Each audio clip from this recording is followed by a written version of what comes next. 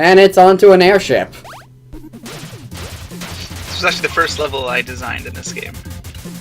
I can tell, based on how... Or at least I can tell that you designed it to be the first level that players collect, or go through. Collect? Really? Really? Really, Logan? Yeah. It's based on some of, the Gorgon checkpoint ladies',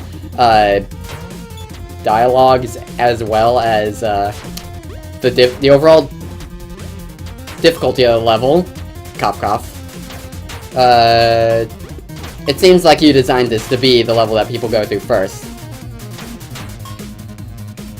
Yeah, pretty much yes and no. I tried to make the beginning of all 4 levels easy and then get harder as they go along. Yeah. Some levels I think felt a little harder in the overall than others. And, oops. And you can see the reason why I gave up on the Deathless run. I mean, look at my health right now. That's okay, you're gonna get it all back in a second. Yeah, but I died to the boss, and I figured, you know what, forget it. I made it through the level, Deathless, whatever. Even a man like me has limits. Also, that gourmet gal is, Fairy Queen's sister, right? Yes. It's subtly mentioned that they're sisters.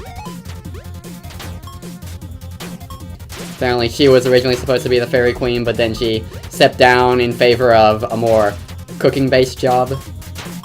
Yeah, she's the older... She would have been the Fairy Queen, but she decided she didn't want to.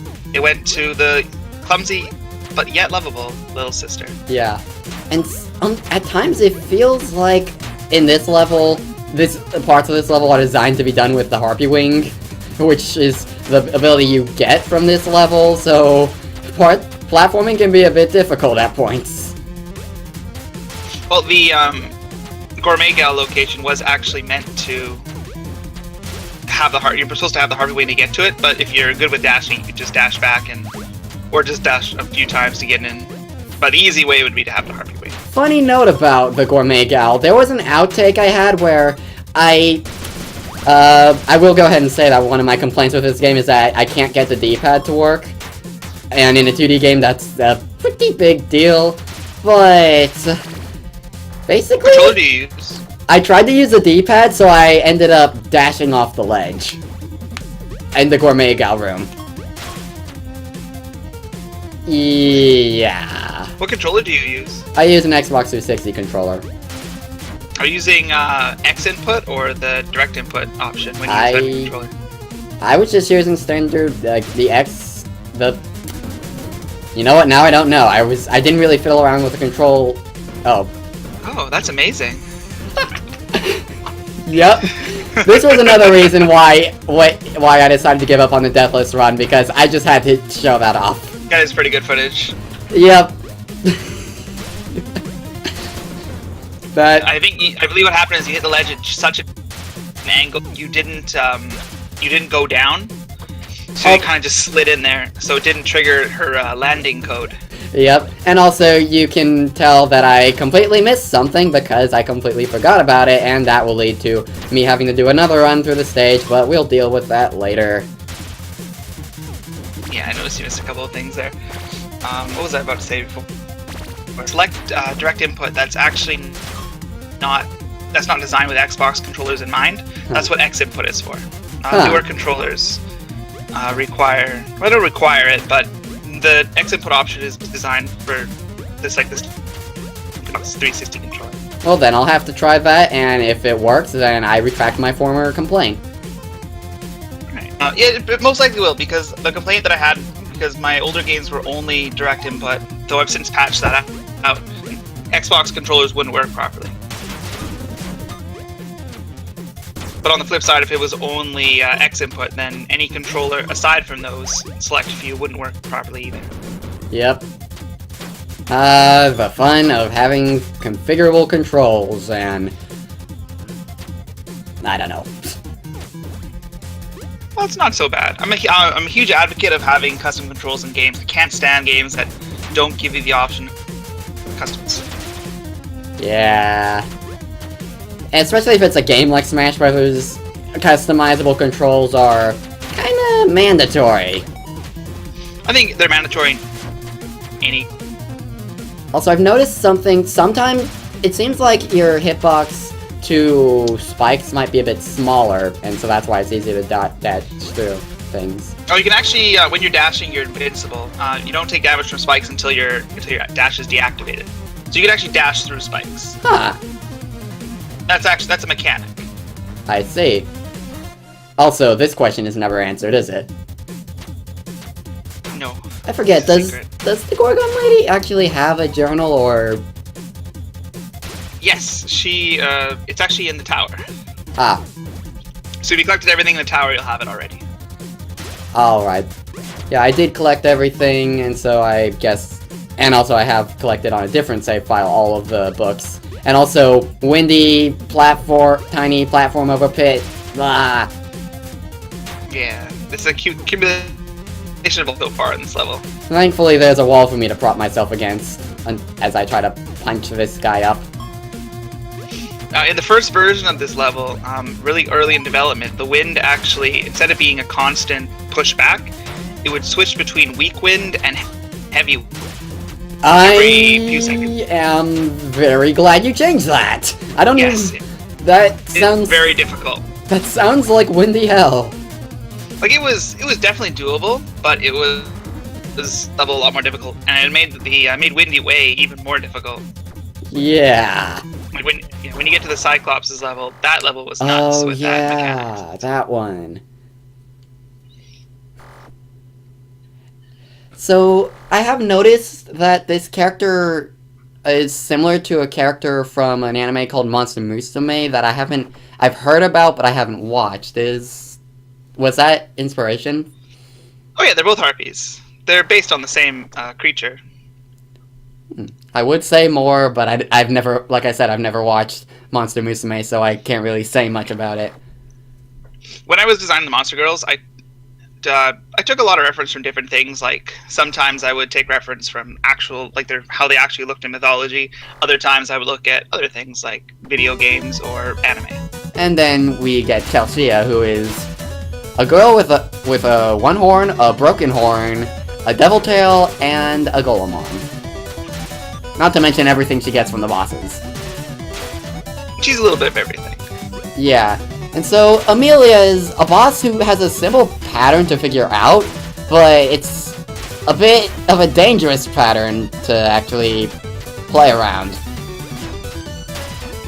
Yeah, she's actually she was the first I designed. Yeah, like she constantly does the jumps and dashes, so she's easy to figure out, it's just... She's not so easy to fight. Like, yeah, she's very mobile. Yep. Each bosses, I tried to be a little bit different, like, to not just have the same type of pattern.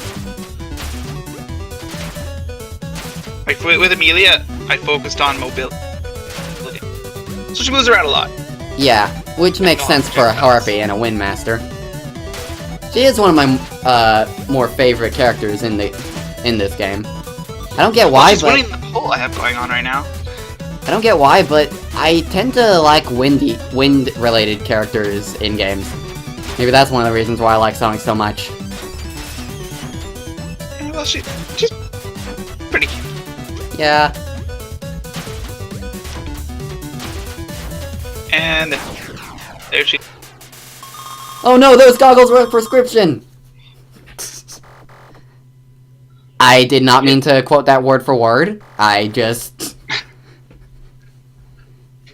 This was I think this is the only case where there's a scene after you defeat the boss, and it's awesome. She's the only one that got that. I like what you did with it, where she loses and it makes a big...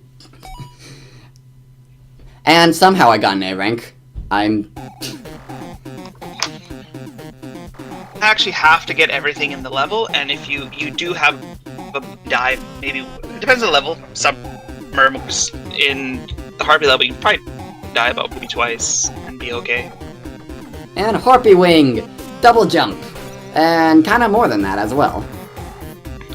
Yeah. The previous episode, it kind of has that like kind of hover mechanic. Yep. Yeah, you talked about that. I tried it out. It does work very well. If you get the timing down, you can pretty much dash forever. Yeah. Oh. So basically, the way the Harpy Wing works, as we described in previous episodes, is first it's a double jump, then you can flap the wings more as you continue falling, and it won't be an extra jump, but you get to control your descent a bit more. But we're not done just yet! So even though I clearly have the Harpy Wing now, I wanted to try and get this without using it, since you told me it's possible. And lo and behold, there you go. all you have to do is just delay your air dash a bit rather than doing it as soon as you reach the peak of your jump. As soon as if you press it as soon as your dash ends, it's not going to trigger because it'll still be in the cooldown. So who is this character? She's the final boss from Physical Quest Pocket, which was not the game before this. 2 games ago. Huh. Maybe 3. Get ready for a bad joke.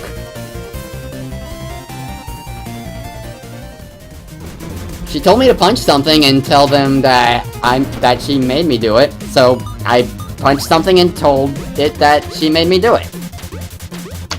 Flawless. And there's what I forgot. There you go. Explosions! The tower. And a few more things. Well, 2 more things. There's that, and then Mouthface has a dark secret. Yeah, she stole one of the fairies. It's hers now. What was she gonna even do with it? Was she gonna eat it, or sell it, or... She just wants to stare at it. Ah. And we kinda ruined that plan, didn't we? Yeah, now she has nothing to stare at with her not eyes.